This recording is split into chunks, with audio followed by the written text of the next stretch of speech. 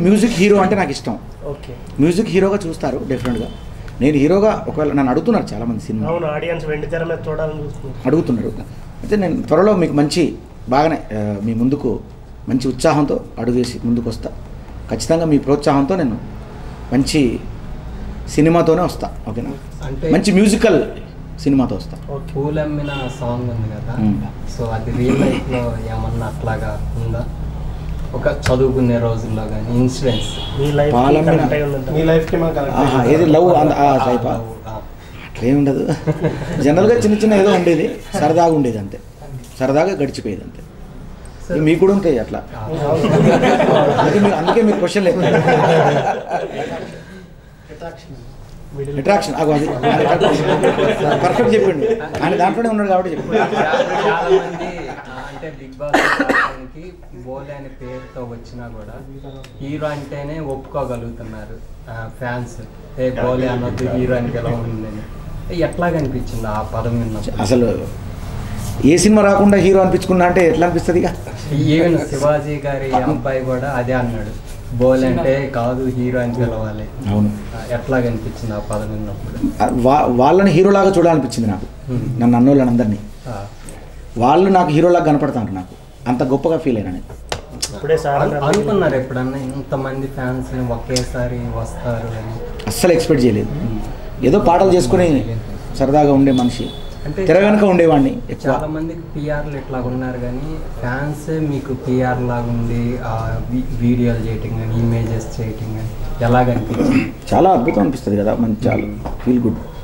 అది అంటే కనివిని ఎరగని ఒక అంటే అనుకుంటారు, అనుకోకుండా మనకి అంటే మనం కష్టపడుతూ వెళ్తూ ఉంటే ఏదో ఒక రోజు మనది అవుతుంది అనేది నేను నా జీవితంలో అది అనుభవం, నాకు ఇప్పుడు అనుభవం అయింది. చాలా మంచి అనుభవం వచ్చింది నాకు. ఎక్కడ విలేజ్ కానీ మీరు పెరిగిన వాతావరణం అవి ఏమన్నా షేర్ చేసుకోగలుగుతారు? విలేజ్ అంటే నేను పెరిగిన వాతావరణం విలేజ్ వాతావరణంలో అందరిలాగానే నేను కూడా గడిపి వచ్చిన వాడిని కాబట్టే, నాకు అక్కడి నుంచి వచ్చినా కాబట్టి, మట్టి బిడ్డగా వచ్చినా కాబట్టి, రైతు బిడ్డగా వచ్చినా కాబట్టి నేను ఎలా నిలదొక్కోవాలి, నేను ఎలా చేసుకోవాలి అని కొన్ని అక్కడి నుంచి బేస్ నుంచి వచ్చినాం కాబట్టి క్రమశిక్షణ అన్ని విషయాల్లో అందరితో మంచిగా ఉండటం, అందరు మంచి కోరుకోవడం, పాజిటివ్గా స్పందించడం. నేను ఒక్కని బతుకుతున్న జీవితం కాదు, ఇతరుల కోసం కూడా బతకాలి, అప్పుడే తృప్తి ఉంటుంది అనేదాన్ని నేర్చుకున్నాను నేను. అంటే సంతృప్తి అనేది మన విజయంలో భయం ఉంటుంది. ఎప్పుడైనా గుర్తుపెట్టుకుని నాకు తెలిసిన ముచ్చట చెప్తా. నాకు ఎప్పుడైనా విజయం వస్తే నాకు భయం అయింది. ఈ విజయం అసలు ఇది మళ్ళీ నెక్స్ట్ అపజయం కూడా కావచ్చు, మళ్ళీ డిసప్పాయింట్ అవుతారేమో అని చెప్పి భయపడతా. కానీ ఒకరికి మనం తోడ్పడ్డప్పుడు, ఒక సహాయం చేసినప్పుడు దాంట్లో అపజయాలంటూ ఉండవు. ఇక ఎప్పుడు విజయంలోనే ఉంటామని నేను గమనించినది. అందులో నాకు ఆనందం ఉంది. ఇతరులను మనం ప్రోత్సహించడం ద్వారా ఉన్న సంతృప్తి నా విజయంలో నేను చూడలేదు. సో అది నాకు ఈ మధ్యకాలం కూడా జరిగింది. నేను బిగ్ బాస్లో ఉన్నప్పుడు కూడా అలాగే కోరుకున్నా, మీ అందరితో బాగుందామని వచ్చినా, పాట పాడదామని వచ్చినా, మీ ఆటలకు వంత పాడదామని వచ్చినా అనే అన్నాను. మళ్ళీ పాటతో వచ్చినా పాటతోనే పోతాను, పాటతో బయటకు వచ్చినా పాటతోనే పోయినా, పాటతో వచ్చినా పాటతోనే బతుకుతానా, పాటతోనే బతికిస్తా, పాటను బతికిస్తా, పాటతో బతుకుతా అట్లా. బిగ్ బాస్ మళ్ళీ రీఎంట్రీ అడిగితే వెళ్తారండి సార్ మీరు? బిగ్ బాస్ మళ్ళీ రీఎంట్రీ అనే అందరూ సోషల్లో వెళ్ళట్లేదు పేరు వచ్చింది సార్ బయట కావచ్చు, నేను తప్పనట్లేదు దాన్ని. కానీ నేను వెళ్ళడానికైతే సుముఖంగా లేను. ఇప్పుడు చాలు, నాకు బిగ్ బాస్ ఇచ్చిన నాకు ఆ ఫేమ్ చాలు. దాంతో ఇప్పుడు నాకు చాలా మంచి ఇది వచ్చింది. రైతు బిడ్డ కోసం మిగతా వాళ్ళందరూ వీడియోలు పెడితే మీరు స్వయంగా కోర్టు దాకా వెళ్ళి హెల్ప్ చేస్తారు. బయట చాలా మంది మీకు దానివల్ల ఇంకా ఫ్యాన్సీ అయ్యారు, మీరు ఎలా ఫీల్ అయ్యారు సార్? మన గుణం అలాంటిది, స్పందించే గుణం. మా మిత్రులకు తెలుసు, నేను ప్రతిదాన్ని మీరు ఒక పెద్ద కొడుకు లెక్క వాళ్ళ కుటుంబానికి చాలా ఆదరణ. వాళ్ళ నాన్న కూడా నాకు మళ్ళీ ఏడుస్తూ ఫోన్ చేసి, అంటే ఏడవడం అంటే ఆనంద బాష్పాలు, మీరు వచ్చారు మా నీ రుణం ఎట్లా తీర్చుకోవాలి నాయన అని నాకు ఫోన్ చేసిండు. అయ్యో నా రుణం ఏముంది ఇందులో, నా బాధ్యత అన్న. నేను మిగతా అందరూ వీడియోలు పెట్టేసి వదిలేశారు, జస్ట్ ఎవరైతే సెలబ్రిటీస్ ఉన్నారో మీరు మాత్రం స్వయంగా వెళ్ళడం మమ్మల్ని కూడా థ్యాంక్ యూ. బాగున్నాడు, మంచి సినిమాలు వస్తున్నాయి. ఇప్పుడు నా తరఫున కూడా ఒక సినిమా వచ్చింది, ఇప్పుడు అది సెట్టింగ్ జరుగుతున్నాయి. తను స్టోరీ వింటున్నాడు, నా దగ్గరకు వచ్చి నన్ను అడుగుతున్నాడు. మీరు ఇంత హెల్ప్ చేశారు కాబట్టి మీకు ఆ బాండింగ్ ఉంది. సినిమా హీరో కూడా అడుగుతున్నాడు మనోడికి. రీసెంట్గా ఒక సినిమా శివాజీ గారు మీ ముగ్గురు కాంబినేషన్ లో ఫ్యాన్స్ ఒక సినిమా. థ్యాంక్ యూ, మీరు బాగా మంచి మాట అన్నారు. ఏమో చూడాలి. అంటే నా కాంబినేషన్ కాకుండా స్పై ఉంది కదా ముగ్గురు, నేనే చేస్తా. ఆ స్పై ఓకే అంటే నేను సై అంట. అన్న ఎడ్యుకేషన్ గురించి, మీరు చదివిన ఎడ్యుకేషన్ గురించి, మీ ఎడ్యుకేషన్ అంటే అదే డిగ్రీ మేమంతా కలిసి ఒక మహబూబాదే మాదంతా చదువుకున్నాం. డిగ్రీ వరకు చదివాను నేను. మధ్యలో ఒక 2 సబ్జెక్టులు అంటే చెప్తున్నా, నా కళలో ఆర్ట్లో పడిపోయి అసలు చదువు ఇంట్రెస్ట్ పెట్టలే. కాదు మేము బడి పెట్టాం, స్కూల్ పెట్టాం. స్కూల్లో పిల్లలకు అప్పటి నుంచే సాంస్కృతిక కార్యక్రమాలు. మేము ప్రైవేట్ టీచర్గా ఉండి మనోడు కష్టపడి ఈయన గవర్నమెంట్ టీచర్ అయ్యిండు. మేమే ఇండస్ట్రీకి వచ్చినాం మొదటి నుంచి. ఊరు నుంచి పెనుగొండ, మా ఊరు నుంచి మహబూబాదు, అక్కడి నుంచి ఇక్కడ. ఇప్పుడు మళ్ళీ పీజీ చేయాలనుకుంటున్నా ఈ ఇయర్. స్టూడెంట్ నేను చదువుతాను. నేను చదువు కోల్పోయినా. యాక్చువల్ చదువు నాకు చదువు అంటే బాగా ఇష్టం. నేను చదువు చెప్పిన అంటే బేసిక్గా ప్రైమరీ స్కూల్ వాళ్ళకి నేను చదువు చెప్పిన. ఎంతోమంది పిల్లలకు నా కళా కార్యక్రమాలు, డ్యాన్సులు, పాటలు అన్నీ నేర్పిన. మంచి మంచి కార్యక్రమాలు, గ్రూప్ సాంగ్స్ కాంపిటీషన్స్, భారత వికాస్ పరిషత్ బృందగీతాలు నేషనల్ వరకు తీసుకెళ్ళాం. అప్పట్లో చక్రి గారు, నేను, కందికొండ లక్ష్మణ్, బూర్ల లక్ష్మణ్ నాకు చాలా ఇష్టం. ఎందుకంటే ఇవాళ బూర్ల లక్ష్మణ్ లేకపోతే చక్రి కూడా బేసిక్గా లేరు. ఆయన చాలామంది తెలియదు మీకు. బూర్ల లక్ష్మణ్ ఆయన బేస్. అక్కడి నుంచి మేమందరం నందన్ రాజ్ అని, రవి కళ్యాణ్ అని, మా మిత్రుడు వీళ్ళంతా, మండవరాజు మల్లేషు, ఈయన ఇప్పుడు మా ఊరు మల్లేష్ అయిన ఆయన. ఇట్లా మేమందరం కూడా చందా శ్రీనివాసు. అంటే నేను అందరిని గుర్తు చేసుకుంటా. బేసిక్ ఇక్కడ కూడా అన్నం పెట్టిన అందరిని మర్చిపోను. రావుపల్లి ఫస్ట్ తారీఖు వస్తే నైట్ వాళ్ళకే ఫోన్ చేస్తా. Raopalli Rambabu wife cinema director. ఇదే వైఫ్ సినిమా అప్పుడు పబ్లిసిటీ వాళ్ళు ఒక మ్యాగజైన్లో పబ్లిసిటీ చేశారు. ఏంటంటే వైఫ్ సినిమా తర్వాత నాకు కళాకారులు కావాలి కొత్త వాళ్ళు అంటే అప్పుడు మేము ఎంటర్ అయ్యాం. అప్పుడు శివాజీ అన్న హీరో దానికి, అప్పుడు వైఫ్. ఇప్పుడు మళ్ళీ బిగ్ బాస్లో కనెక్ట్ అయ్యారు ఆయన. చెప్పాను ఆయన చాలా బాగా ఫీల్ అయింది. ఏందన్నా అప్పుడు అట్లా, ఇప్పుడు అసలు మీరు కనెక్ట్ అని. దాంతో నేను ఇండస్ట్రీకి వచ్చాను. అప్పుడు వైఫ్ తర్వాత ఒక పాట పాడగానే నాకు అన్నం పెట్టారు రావుపల్లి రాంబాబు. అందుకే నేను కృష్ణానగర్ కష్టాలు ఎక్కువ పడలే, తక్కువ. కృష్ణానగర్ కష్టాలు నాకు లేవు, ఎందుకంటే పాట పాడని నాకు అన్నం పెట్టారు ఎవరైనా. సో అదృష్టం. భీమ్స్ రిలేషన్ అంటే భీమ్స్ నాకు ఒక అంటే తమ్ముడు, చిన్నోడు, ఒక స్టూడెంట్ లాంటి నాకు. తను కూడా చాలా మంచి క్యారెక్టర్ మనిషి, చాలా మంచి కళాకారుడు. నా గురించి బాగా చెప్తాడు. ఈ మధ్య 2 పాటలు కూడా రాయించండి నాతో సరదాగా. గురుగారు మీరు నాకు రాయన్నా, నువ్వు రాయాలన్నా అంటాడు. గురువు అంటాడు, మంచిగా బాగా చూస్తాడు. నైస్. అన్నపూర్ణలో తను ఒక ఫ్లోర్, ఒక స్టూడియో ఫ్లోర్ తీసుకున్నాడు. అందులోనే అన్నపూర్ణలో ఉంటున్నాడు తను. తన దగ్గరికి నేను వెళ్తూ ఉండేవాడిని. అక్కడికి వెళ్తూ అలా బిగ్ బాస్ అక్కడ ఏదో పెట్టి ఉండేది పోస్టర్, దాన్ని చూస్తూ వెళ్ళేవాడిని. ఆ కన్ను బిగ్ బాస్ కన్ను ఉంటుంది ఇట్లా చూస్తూ కార్లో వస్తూ చూస్తూ ఇందులో మనం కూడా పోతే బాగుంది అనుకునేవాడిని. ఈలోగా వాళ్ళు నాకు పిలిచిర్రు. నేను అదే భీమ్ చెప్పిన, తమ్ముడు నీ దగ్గరికి వస్తానో పోతానో ఈలోగా నాకు మీ అన్నపూర్ణలోనే నాకు స్థానం దొరికిందన్న. చాలా ఆనందపడ్డాడు. ఇది నిజం జరిగింది, ప్రాక్టికల్ ఇది. అట్లా అంటే తెలంగాణ సంస్కృతిలో ఫోక్ సాంగ్ అనేది చాలా స్పెషల్ కేటగిరీ. కరెక్ట్. అది ఏదన్నా పాడినా కూడా వాళ్ళు అంటే ఓన్ చేసుకోవటం కానీ ఆ సంస్కృతి రిలేటెడ్గా ఉంది. మీరు అనుకున్నారా ఈ స్థాయిలో ఫోక్లో హై స్థాయిలో ఉంటారని? హై స్థాయిలో ఉంటాను అనుకోలేదు ఫోక్లో. అంటే సినిమా మ్యూజిక్ డైరెక్టర్గా వచ్చాను కదా, చాలా సినిమాలు చేశాను నేను, చేస్తూ వస్తున్నా. చిన్న సినిమాలు అంటే కొన్ని హిట్ కాకపోవడం వల్ల పాటలు తెలియకపోవడం ఇట్లా జరిగినాయి. అప్పుడు యమహో యమాని కూడా చేశాను నేను, శ్రీహరి గారు హీరోగా, జితేంద్ర గారి డైరెక్షన్లో. శ్రీహరి గారు, సాయిరామ్ శంకర్, అట్లా నాన్ స్టాప్ చేశాను. రామోజీ రావు గారి బ్యానర్లు, సుమన్ గారితో ఇట్లా ఎన్నో సినిమాలు చేశాను. రాజీవ్ కనకాల హీరోగా చేశాను, రక్షణ, అంటే ఫ్రెండ్స్ కాలనీ, 4 బాయ్స్, ఇట్లా మా ఊరు ఒక్కసారి పోయి రావాలి, తర్వాత రామ్ లక్ష్మణ్ హీరోలుగా, fighters Ram Lakshman hero. First cinema అదే నాది, ఒక్కడే కానీ ఇద్దరు. ఇట్లా చేస్తూ వస్తున్నా. ఇప్పుడు బద్మాష్ గాళ్ళకి బంపర్ ఆఫర్ రిలీజ్ కాబోతుంది. అదే రవి చావలి ఉద్యమ కెరటాలు ఇంకా అది స్టార్ట్ కాలేదు. అంటే వాళ్ళ అగ్రిమెంట్ కూడా చేయలేదే. అడ్వాన్స్ ఇచ్చారు, నేమ్ వేసుకున్నారు. కానీ ఇంకా వాళ్ళు స్టార్ట్ చేయలేదు. ఇంకా మరి నాకు అప్డేట్ తెలియదు ఆ సినిమా గురించి. ఇంకా చాలా 3-4 సినిమాలు ఇప్పుడు జరుగుతున్నాయి. నాకంటే బయటికి రాగానే చాలా వర్క్స్ వచ్చాయి. నా యూట్యూబ్ ఛానల్ భోలే అఫీషియల్ మీకు తెలుసు, మంచి ఊపులో ఉంది. మంచి పాటలు. భోలే అంటే హీరో అంటే భోలే అని ఆ పాట, అది ప్రోమో పడింది. దాని తర్వాత సుబ్బు నేను మంచి పాటతో వచ్చాం. అది నాగ్ సార్ గారు మొన్న బయట, మీకు అది చూసారో లేదు మీరు? నాగ్ సార్ కూడా ఆ పాట గురించి బయట ఇచ్చారు మొన్న. స్టార్ మా నేను ప్రోగ్రామ్కి వెళ్ళాము. జనరల్గా ఇప్పుడు చేస్తూ ఉంటాం కదా రెగ్యులర్గా. దాంట్లో నాగ్ గారు గెస్ట్గా వచ్చారు. సో ఈ రకంగా జరుగుతున్నాయి. ఆయన సినిమా ప్రమోషన్ ఆయన ఉండి కూడా నా పాటకి ఆయన ప్రమోట్ చేయడం అనేది చాలా అదృష్టం కదా. మన మంచితనం, మన అదృష్టం, అలాంటి మహానుభావులు మనకి ప్రోత్సహించడం. బిగ్ బాస్లో కూడా నాకు పాడించి ఆయన, నేను అన్నాను కదా సార్ జూనియర్ అన్నమయ్యను సార్ నేను అని. ఎందుకంటే ఆయన వెంకటేశ్వర స్వామి నన్ను అన్నమయ్యం చేసిండు. ఏ హీరో వచ్చినా పాడించిండు. ఇప్పుడు ఎవరు శ్రీలీల గారు వచ్చినప్పుడు ఒక పాట పాడించిండు. ఆయన అన్నారు శ్రీలీల వచ్చినప్పుడు పాడించాను కదా బోలే అన్నారు. అవును సార్ అన్న. ఆ పాటే కదా చేసావును, సూపర్ అన్నారు. సో అది ఆయన పాడించేపటికి నేను అది చేశాను బయటకు వచ్చి. అది హిట్ అయింది. మనకు దొరికితే కదా అన్నం దొరుకుతుంది. నేను 10 మందికి అన్నం పెడతాను, మనకు అన్నం దొరుకుతుంది. డాన్స్ అనేది సూపర్గా వేస్తారు. Thank you. అంటే స్క్రీన్లో అంత యాటిట్యూడ్, అంటే బబ్లీగా ఉంటాం కానీ విపరీతమైన యాంగ్జైటీ, హ్యాపీగా, అది ఎట్లా పాసిబుల్ అవుతుంది? అది మా అమ్మ నాయనని అడగాలి.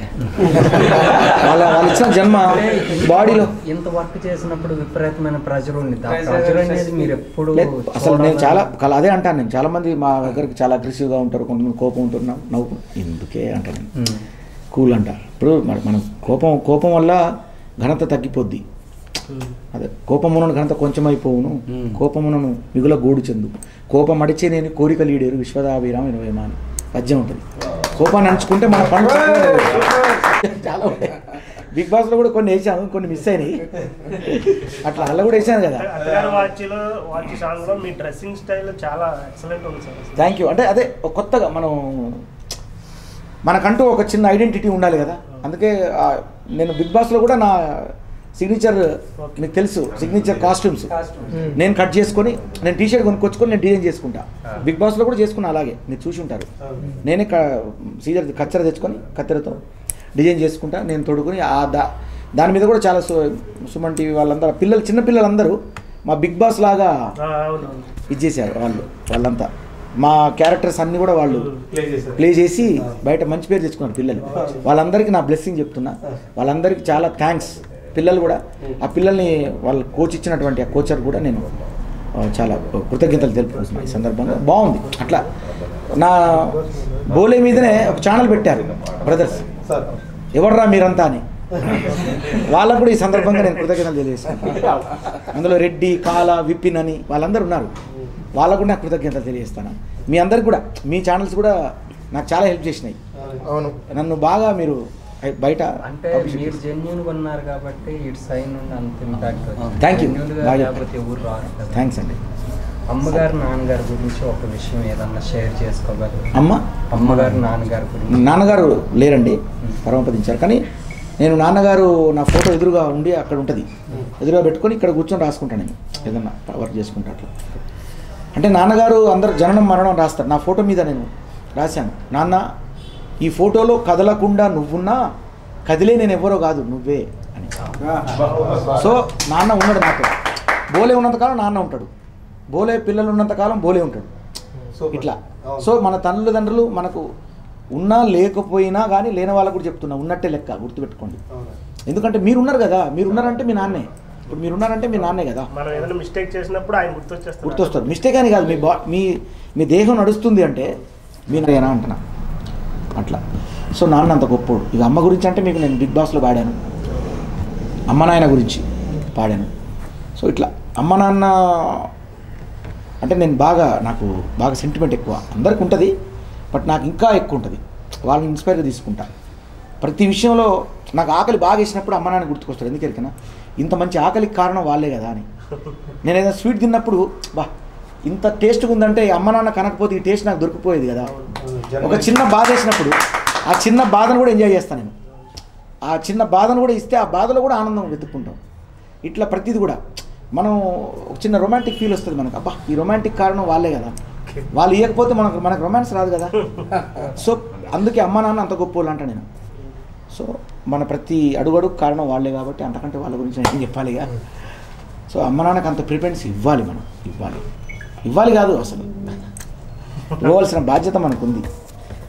అట్లా అమ్మ నాన్నలే సోది ఎక్కువైందన్నా. సారీ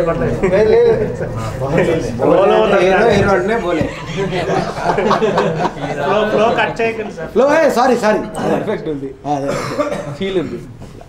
ఇక ఫ్లో అంటే అదే ఇంకా చెప్పాలి పోతా ఉంటుంది థ్యాంక్ యూ మీరందరూ బాగా కనిపించే దేవుడు. అసలు చాలా మంది కళాకారులకు చాలా మందికి ఈ స్టూడియో అనేది ఒక గుడి లాంటిది. చాలా మంది వచ్చిన ఎవ్వరికి కాదన్నాడు, ప్రతి ఒక్కరికి అవకాశం ఇస్తాడు. ప్రతి ఒక్కరికి తన ఉన్న దాంట్లో ప్రతి ఒక్కరికి కూడా సాయం చేసి పంపిస్తాడు.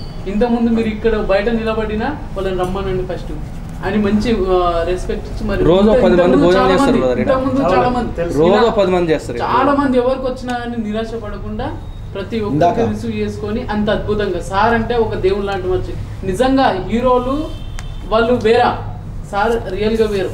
చాలా అంటే చాలా అన్నం పెట్టి మరి హీరోలు కూడా గొప్పలే, వాళ్ళు చేస్తున్నారు, వాళ్ళు చాలా చూసినాం వాళ్ళని దగ్గర ఉండి చూడలేము సార్, మిమ్మల్ని దగ్గర కాబట్టి ప్రతి ఒక్క దాంట్లో ప్రతి ఒక్కరికి కూడా రెస్పెక్ట్ ఇచ్చి సార్ ముందుకెళ్తుంటాడు. ఈ సాంగ్ లో సార్ ఒక రూపం సార్ ఇచ్చిండు, సార్ ప్రాణం పోసిండు, ఆ సార్ ప్రాణం నడిపిస్తుండు. అంత అద్భుతంగా రాదురాయి విజయన్ సార్ ప్రతి ఇంతకుముందు అన్నం పెట్టే రైతన్న అని ఒక సాంగ్ తీసిండు సార్, అది నాకు ఇచ్చిండు. అది కూడా అద్భుతంగా చాలా అద్భుతంగా ఉంది సార్, చాలా అద్భుతంగా ప్రతి ఒక్కరిని కూడా ఎంకరేజ్ చేస్తున్నారు సార్. మీకు చాలా ధన్యవాదాలు సార్. Thank you. ఇందాక కాసల శ్యామన్న ఉండే గెస్ట్గా వచ్చి, నేను కేసూరు నుంచి వచ్చాను భయ్య. నేను సార్ వాళ్ళ ఊరే, కాకపోతే నేను ఎటు పోతో నాకే తెలియదు. ఒక్కసారి సార్ని చూసిపోదాన్ని స్టూడియోకి వచ్చాను, కూర్చోబెట్టిండు. ఏంది ఎన్నెళ్ళింది బాలుగారు ఇటు వచ్చానని చెప్తే, సార్ ఇట్లా నేను నాకేదో దారి తెలియదు ఉండమని చెప్పి నాకు ఈ రోజు నాకు దారి చూపించిన దేవుడు. మళ్ళీ ఒకటి ఏంటంటే, నేను ఈరోజు అన్ని మూవీస్ కానీ సీరియల్స్ కానీ షార్ట్ మూవీ వెబ్ సిరీస్కు కాస్టింగ్ డైరెక్టర్ చేస్తున్నాను. ఇలా ఒక దారి చూపించి ఇట్లా చేస్తే బాగుంటుంది అని చెప్పి చూపించిండు. ప్లస్ మంచి మంచి మూవీకు ఆఫర్లు ఇప్పించి అయిన సాంగ్స్లో కూడా ప్రతి ఒక్క సాంగ్స్లో కూడా నన్ను పెట్టి, నాకు ఒక్కనే కాదు ఈ మోహన్ బాబుకి ఆయనకు ఎంతమందికి ఈసారి పాట పడిన కానీ చెప్తున్నాను. నిజంగా బోలే గారు మిమ్మల్ని అయితే నేను జీవితంలో మరలేను. ఏమేం చెప్తాను, మీలాంటి దేవుడు మీ స్టార్ కాదు, నువ్వు నిజమైన హీరో కాదు, నిజమైన భయం అవుతుంది. బోలే అంటే హీరో. మాలాంటి వాళ్ళకి ఎంతో మందికి సేవ బోలే అన్న ఎట్లా గోల్ చేసేవాడు చిన్నప్పుడు, మీ చిన్నప్పుడు అన్నారు కదా, ఇప్పుడు స్క్రీన్ లో ఆల్రెడీ గోలా అంటే గోలా అని కాదు బ్రదర్.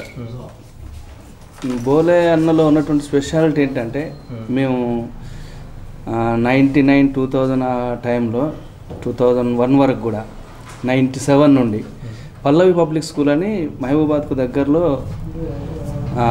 మనగల్లో మేము చదువుకుంటూ స్టూడెంట్గా ఉంటూ ఒక స్కూల్ పెట్టి ఆ స్కూల్లో పనిచేసేవాళ్ళం. సార్లు నేను టీచర్గా వెళ్ళేవాడిని స్టూడెంట్గా ఉంటూ. మేము పొద్దున ఎవరింటి దగ్గర వాళ్ళనే భోజనం చేసి వచ్చేవాళ్ళం. మధ్యాహ్నం అసలు తినకపోయేది, ఎవరు తినలేదు ఒకరితో ఒకరు అసలు చెప్పుకోపోయేది. కొంతమంది పొద్దున కూడా తినకుండా వచ్చేవాళ్ళం.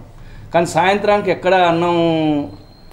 ఎక్కడ బియ్యం తెచ్చుకోవాలి, ఎక్కడ వండుకోవాలి, ఏంటి అనేటువంటిది పాల్పోనటువంటి పరిస్థితుల్లో కూడా అప్పుడు తను ముందు పడి వెళ్ళి మాకు కావాల్సినటువంటి మొత్తం పదార్థాలు తీసుకొచ్చి వండి పెట్టి మమ్మల్ని చాలా అసలు అందరం కలిసి ఒక రూమ్లో ఉండేవాళ్ళం, ఒక 5 ఫ్రెండ్స్.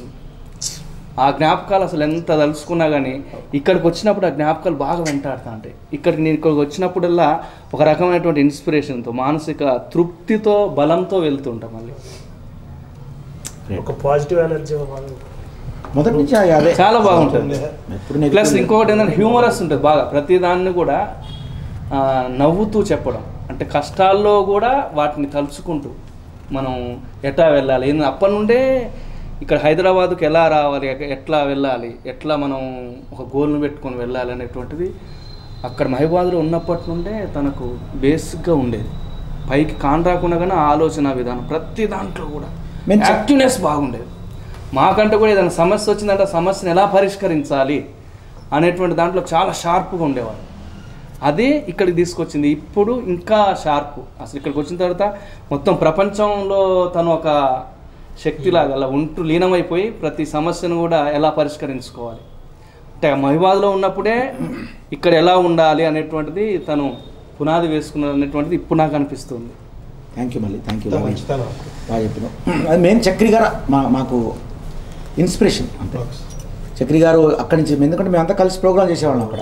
నేను స్టూడెంట్గా ఉన్నప్పటి నుంచి ప్రోగ్రామ్ చేసేవాళ్ళం ఆయనతో కలిసి అక్కడ మేము అందరం.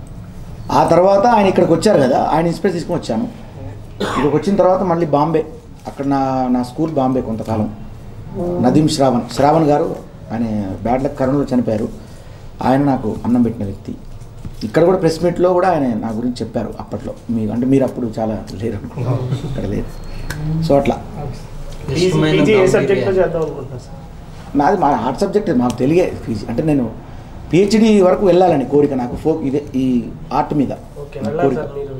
నేను ఖచ్చితంగా బిర్యానీ సార్, బిర్యానీ బిర్యానీ పెట్టేస్తుంది. వెళ్ళగానే పాపం వాళ్ళకి బిర్యానీ తినాలని కోరిక ఉంటుంది కదా. ఇప్పుడు ఆమెకు ప్రియాంకకు బిర్యానీ ఆమెకు నాన్ వెజ్ ఆమె చేయదు. ఇక నేనే నాన్ వెజ్ బిర్యానీలు, ఎగ్ బిర్యానీ, ఆలు బిర్యానీ, చికెన్ బిర్యానీ, మటన్ బిర్యానీ, అంటే ఇన్ని వండినా కానీ ఇవన్నీ రెగ్యులర్గా ఉండవు. సీన్ లేదు అక్కడ. వాళ్ళు మాకు చాలా కంటెస్ట్గా ఇస్తారు. అంటే వాళ్ళు అక్కడ చెడ్డలోని కాదు, ఆ రూల్ అది అంతేగా. మాకు మరీ మొత్తం ఇస్తా అంటే తిని తొంగుంటాం కదా, పడుకుంటాం కదా అని చాలా కంట్రోల్ ఇస్తారు. ఆట ఆడాలి, దానికి తగిన ఫ్రూట్స్ ఇస్తారు. ప్రోటీన్కి సంబంధించిన పప్పు, ఆలు అది ఇవన్నీ ఇస్తారు. రైస్, కొంత రైస్ ఇస్తారు. రోటీస్ ఎక్కువ ఇస్తారు అంతే. అందుకే అందులో పోయిన అందరూ కూడా మొత్తం బక్కగా ఇంకో మనకు కావాల్సిన ఇంతంత దొరకదు. దానికి ఒక ఆమ్లెట్ గురించే కొట్లాడుకుంటారు. అట్లా గుడ్లు దొంగతనం జరుగుతాయి. గుడ్డు సరిపోక రోజుకు ఒక గుడ్డు ఉంటుంది, 1-2 ఉంటాయి. అది కూడా సరిపోక తినాలనే ఇదితోటి దొంగిలించుతారు. అలా అవి కూడా జరుగుతాయి, జరిగినాయి. పోయినాయి, గుడ్లు పోయినాయి.